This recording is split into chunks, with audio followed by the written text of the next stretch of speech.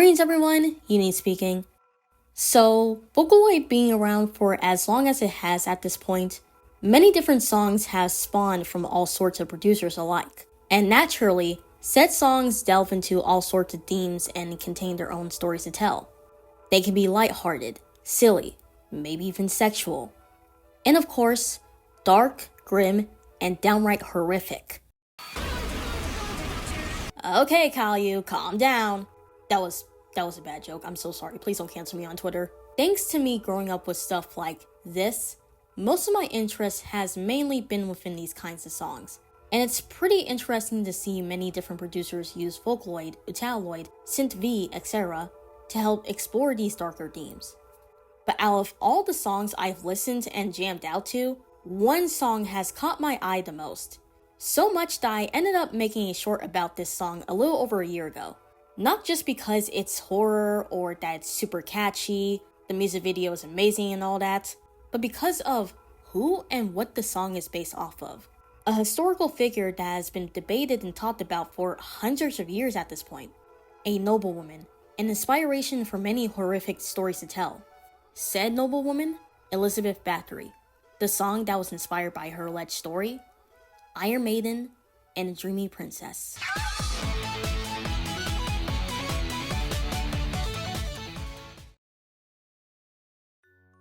So before I move forth, even though I'm gonna try to keep this video as lighthearted as I usually do with my other videos, it'll be toned down a tad bit, especially since it contains disturbing and sensitive content.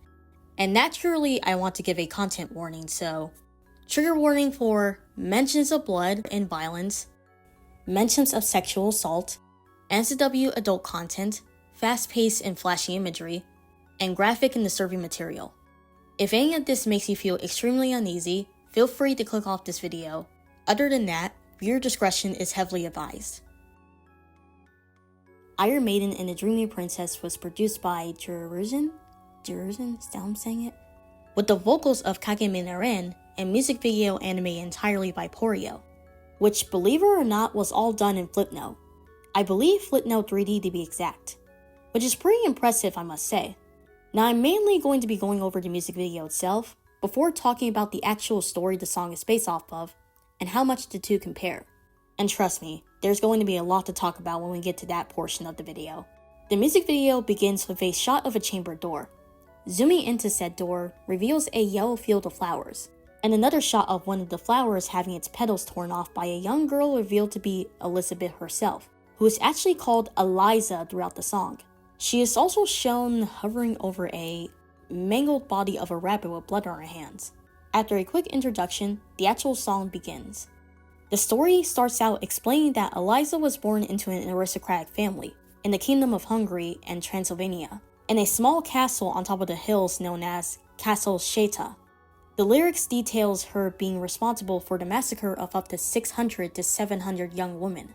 But before this, she was simply an innocent and sheltered princess, while her family, on the other hand, performed rather unsavory practices.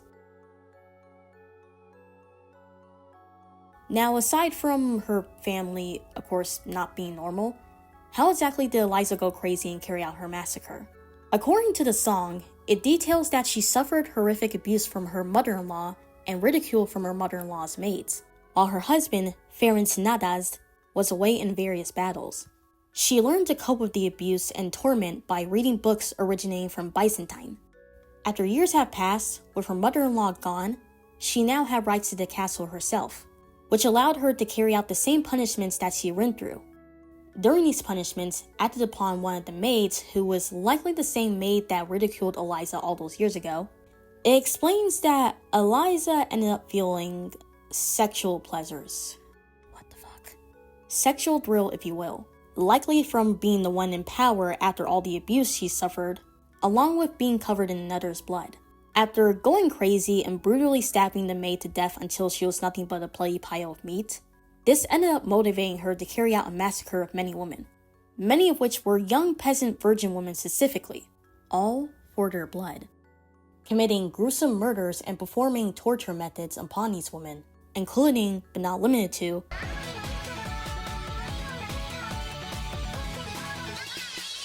Now, I want to stop for a brief moment and talk about the visuals, specifically the use of the colors for the animation. It switches between yellow to red and often blue at times. Notice that the yellow shows her younger self before showing her older self in red. This is likely her deluding herself into feeling young and innocent despite the actions she's committed being far from innocent. This especially seems to be the case from the beginning of the music video. It shows a split-second frame of that rabbit that was likely the same one that was mangled. Now, the massacre lasted until December 30th, 1610, when an investigation team led by Yoigi Duzo banged on the castle doors.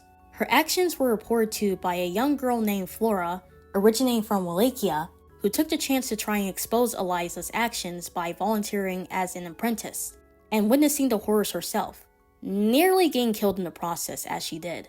The investigation led them to dig up many corpses.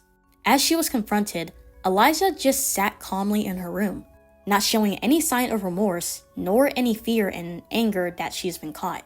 Instead, nonchalantly telling the Count that she was waiting for him and that she'll bring him black tea if he would like.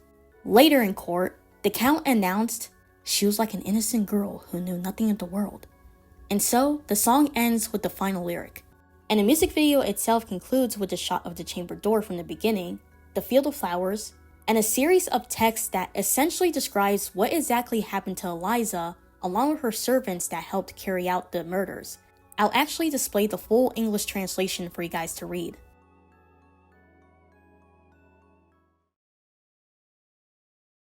With the music video out the way, I'll get to explaining the real Elizabeth Bathory herself. Real name being Bathory Elizabeth in Hungarian, and by urban legend enthusiasts as the Blood Countess. Now, considering her story is more closer to that of a dark, spooky tale to scare the living crap out of people during a sleepover on Halloween, there's been many different tales told about her, but all tell the same story, with her kidnapping up to 600 young virgin women and bathing in their blood, believing it would preserve her youth. However, many of these stories vary as far as the actions done by her family background in general, things she's done to torture these girls, and so on and so forth. I'm going to be going off of many different sources, including this article which I'll link in the description, which is closer to Joruzin's interpretation of her story. Now, the few details from the song that are close to accuracy as far as her background includes the location of where she was born, the castle she resided in for most of her life, to even the year she was born. Now, as far as her family's actions, things that were possibly done to her, as well as even just the environment she grew up in, is where people started to make their own theories and speculations. With abusive behavior done by the family members shown in Joruzin's music video, which all stems from the many speculations regarding Elizabeth's early life, with some saying that she was a victim of child sexual assault herself done by members of her family, including her own aunt. Her aunt was a lesbian who thrust upon her an incestuous relationship?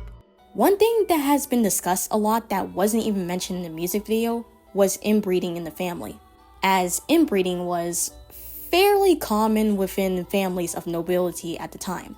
And because Elizabeth was inbred, it led to further speculations that this is what caused her to have medical problems, such as her having seizures and frequent headaches, and what apparently led her to go insane. The whole abuse that Elizabeth went through with her mother-in-law is likely stemmed from the fact that she and her didn't seem to get along. Now, there's of course been many theories as to what led her to go insane and begin her massacre. Some say she bit into the neck of a maid, and hearing her screams cured her headache. Another source claimed that she slapped the maid after said maid accidentally pulled her hair too hard while combing it, causing blood to drip onto her hand from the impact of the slap, and well, yeah, you know the rest. And we know how Joruzin's interpretation plays out. One thing is for sure, they all involve Elizabeth's need for blood, and believing that bathing in this blood will preserve her youth, causing her to go on a massacre, which further escalated after the death of her husband in the year 1600. Now, as far as the actions done by Elizabeth and her servants, knowing Europe when it came to torture methods at the time, the actions were gruesome as hell, and they vary based on different accounts. From brutal beatings upon these women involving clubs, to bodily mutilations such as inserting needles into their fingers and lips, tearing off parts of their flesh, often by cutting them and even biting into them.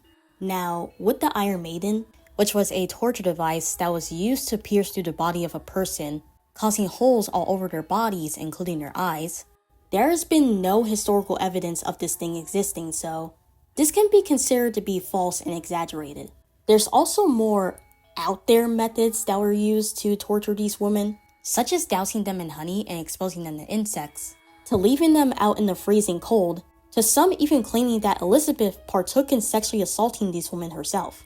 But at the end of the day, as disturbing as it is, it's all speculation and we can't 100% confirm, with many historians and even Hungarians claiming that her story was all made up to basically seize her wealth and land, and overall fuck up her image. False accusations essentially. And to this day, we don't really know if Elizabeth Bathory all this time was just a victim to political conspiracy, or was she really an absolute monster? Again, we'll honestly never know. Oh, another detail that I purposely didn't bring up until now, in the music video, it's mentioned that her family has ancestry that likely traces back to Vlad the Impaler, the Romanian prince who was known for impaling his enemies, as his name implies, and was of course the inspiration for Bram Stoker's Count Dracula. Now, there's no real evidence to prove if they are both related. Even if both were born in Transylvania, and both have motives that involve blood and murdering people in gruesome ways, it still doesn't mean anything. Don't quote me on this, but I'm positive this is likely stemmed from or inspired by the Castlevania series where in one of the games, being Castlevania Bloodlines, it's mentioned that she is the niece of Dracula. Despite that of course being fictional, this probably inspired further hypothesis of Elizabeth and Vlad the Impaler being both related within Joruzin's work especially. But I digress.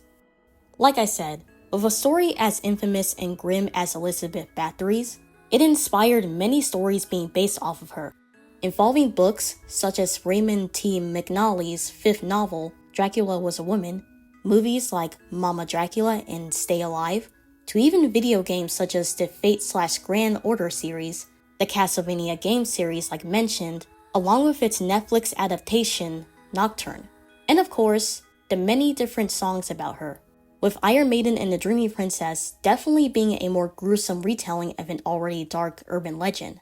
And I gotta say, despite how grim it is, I can appreciate the work that was put into the song and the animation as well, which once again was all done in Flipnote, which is really impressive. And it's definitely become one of my favorite Vocaloid songs despite the disturbing nature. But then again, that's like 90% of Vocaloid songs at this point. But yeah, nothing more to say here other than I hope you guys enjoyed the video, and with that, I'll see you all in the next one.